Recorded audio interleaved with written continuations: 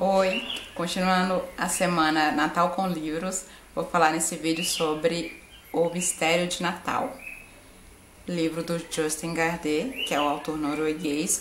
Ele é muito conhecido pelo Mundo de Sofia, que é um livro que foi muito famoso aqui no Brasil. Na época foi um furor. Eu li esse livro, mas eu li primeiro O Dia do Coringa, que foi um livro publicado anteriormente. Eu particularmente gosto muito mais do Dia do Coringa, que acho que também por ser ter sido o primeiro livro dele, porque os livros do Jostein, eu acho que eles parecem muito, a estrutura dos livros são muito similar. E ele também tem uma coisa que eu considero um problema muito sério. Ele é muito repetitivo. Ele quer que você pense, né, na filosofia, né, durante o seu processo de leitura, e ele fica voltando às ideias, só que ele volta demais às ideias, tá? Aqui, nesse livro, por exemplo, são 24 capítulos, porque trata-se do calendário do Advento.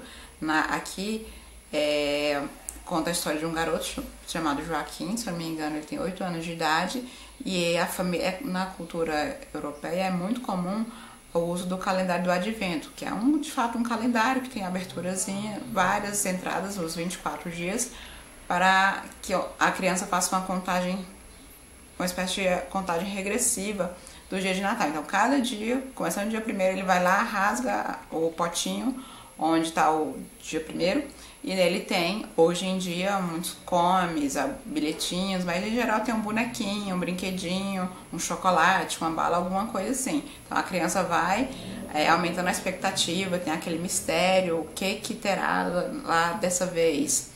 E o Jostein Gaarder usou essa situação para poder compor esse livro. Nele ele colocou que o pai e o filho procuravam um calendário de Advento, né? E eles foram numa loja e tem que ter aquela olhar e se apaixonar. Nisso, o Joaquim encontrou um calendário que tem uma aparência bem antiga, e o dono da loja, e era bem baratinho, 75 centavos, e o dono da loja nem sabia que esse calendário estava lá. E ele falou, não, isso deve ter sido acho que Joseph, o outro cara que fez. Ele, não, pode levar, tranquilo. E aí começa toda a aventura do garoto, né?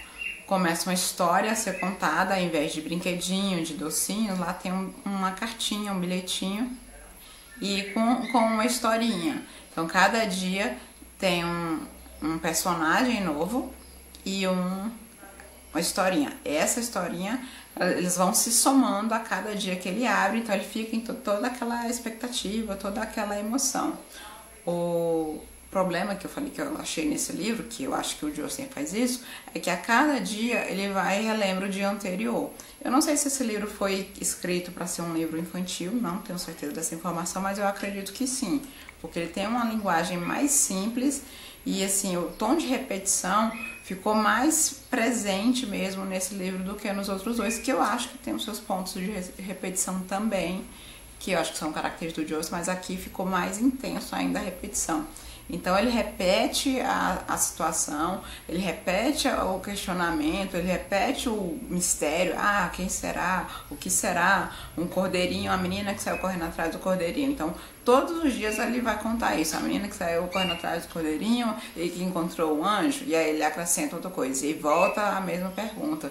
Só que fica chato, sabe? A repetição, a história em si ela é interessante. Se tivesse menos repetição, menos, oh meu Deus, o que será que aconteceu? Oh meu Deus, o que será que aconteceu com a menina que achou o cordeirinho? Então o livro seria muito mais bárbaro, que foi o que eu achei quando eu li o Dia do Coringa.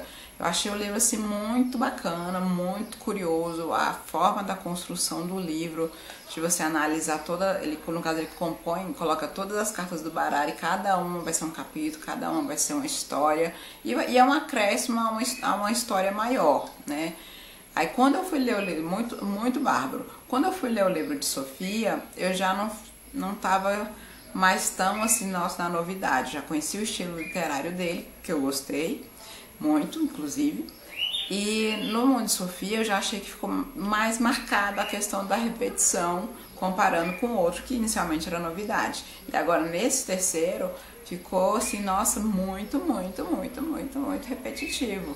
Mas é uma história interessante mesmo. Se não fosse essa repetição, realmente seria uma história bem bacana. O bacana desse livro é que ele de fato, dos livros que eu li para essa semana de Natal, ele de fato ele foca na questão do nascimento de Jesus Cristo. E isso é muito raro. Eu acho que sem ser livros cristãos, né, livros de fato de natureza religiosa por si só, não é muito comum a gente ter essa narrativa voltada, né, para a questão do sentido original do Natal, que é o nascimento de Cristo. Então achei curioso, acho que vale a pena ser citado. Então tem a história que é contada na historinha do calendário do Advento, tem sim a ver com essa questão de encontrar reis, magos, de encontrar anjos, de encontrar animais que compõem esse cenário da manjedoura, que foi do nascimento de Cristo em Belém.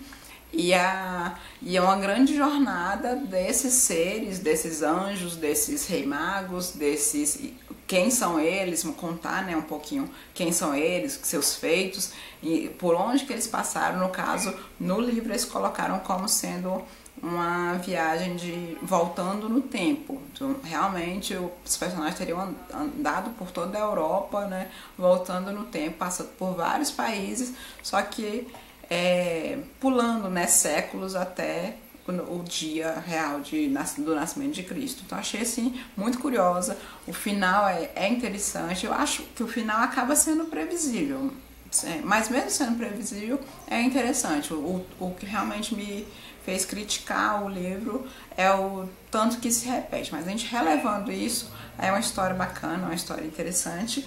E como eu falei, ser uma das raras histórias que tenha o sentido original de Natal. A maioria aborda a questão de Papai Noel, de doação de presente, entendeu? Que também um aspecto legal, mas eu achei legal essa daqui, focar nisso. Então eu achei que vale a pena. Eu tenho outros livros do Justin, tinha bastante tempo que eu não lia nada dele, tem, sei lá, sem sacanagem, uns 15 anos por aí. Então eu acho que tenho curiosidade de ler outros livros dele e eu acho que esse aqui vale a pena e vale a pena ser lido nessa época de Natal realmente. Então, obrigada, continuar acompanhando os próximos vídeos de Natal.